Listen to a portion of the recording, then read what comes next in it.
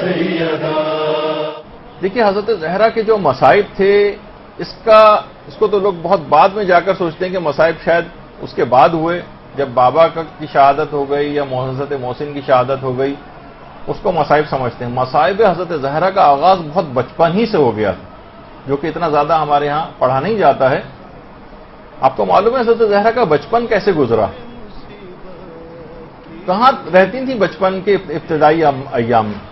کہ جب کفار نے پیغمبر اسلام کو باقاعدہ قتل کرنے کا ارادہ کر لیا تھا تو آپ کے چچا حضرت ابو طالب علیہ الصلوۃ والسلام پیغمبر کو لے کر اور تمام خاندان کو لے کر شیب ابی طالب کی گھاٹیوں میں منتقل ہو گئے کیونکہ قریش نے بائیکاٹ کر دیا تھا.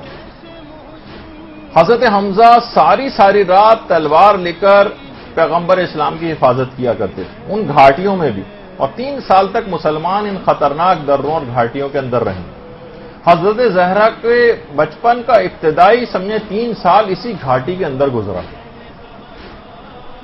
آپ خود سوچیے وہ کہ ماں جس کی خوراک بے انتہا کم ہو، کھانے کو کچھ نہ ہو، پیاس سے حالت بری ہو، گھاس کے پتے کھا کر گزارا کرتی ہیں، اس کا دودھ کتنا کم ہو جائے گا. اتنی کم خوراک ماں اور اس کے نتیجے میں کم شیرگی. حضرت زہرا آپ سوچئے کہ کتنی مصیبتوں کا ایام اسی زمانے سے اس کا آغاز ہو گیا تھا.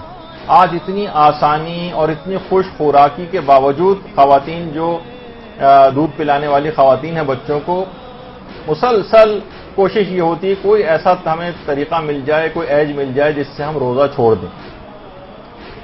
اتنی کم خوراکی کہ شیب ابی طالب کی گھاٹیوں سے بھوک اور پیاس سے روتے اور بلکتے بچوں کی چیخوں کی صداؤں سے یہ گھاٹی گونجا کرتی تھی. اور حضرت زہرا کی دودھ پلائی کا جو زمانہ تھا اور ان کی دودھ چھڑائی کا جو زمانہ تھا وہ اسی گھاٹی میں گزرا. اور اتنی جھلسا دینے والی گرمی میں ان پہاڑی سوچیے پہاڑ دہک جایا کرتے تھے. اسی پہاڑی دروں میں آپ نے چلنا سیکھا ہے. ابتدائی 3 سال یہاں پر اسے گھٹے ہوئے ماحول میں جبکہ روتے بلکتے بچوں کی چیخوں کی صدائیں یہاں پر گونجا کرتی تھیں. اس کو سن کر حضرت زہرا کا بچپن کا آغاز ہوا.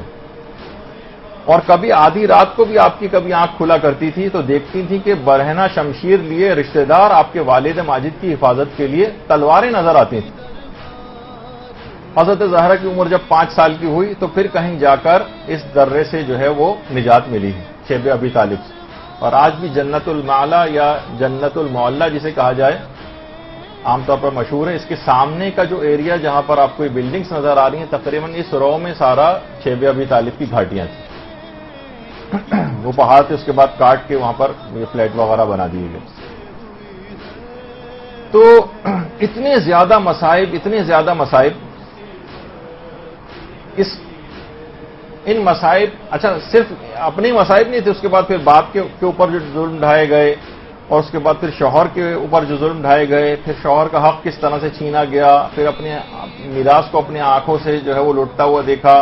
باپ نے جو ایک تحفہ فدق کی صورت میں دیا تھا وہ چھین لیا گیا، جو کہ خود شہزادی کا دربار میں جانا کتنی بڑی مصیبت سے کم نہیں تھا. اور اس کے بعد پھر گھر کا جلنا اور اس کے بعد پھر شکم میں محسن کی شہادت، یہ سارے کے سارے کتنی زیادہ مصائب سے بھرپور زندگی شہزادی نے گزاری ہے. اور اس کے بعد پھر بعد میں آنے والی جو اولادیں ہیں ان کا غم، یعنی اتنے مصائب کہ 18 سال کی عمر میں جسمانی اعتبار سے یہ حالت ہو گئی تھی شہزادی کی کہ اگر چادر اوڑھ کے لیٹتی تھی تو ایسا لگتا تھا کہ زمین کے اوپر فقط چادر بچھائی ہوئی. 18 سال کی ضعیفہ چشم فلک نے آج تک کبھی نہ دیکھی ہوگی. نہیں دیکھی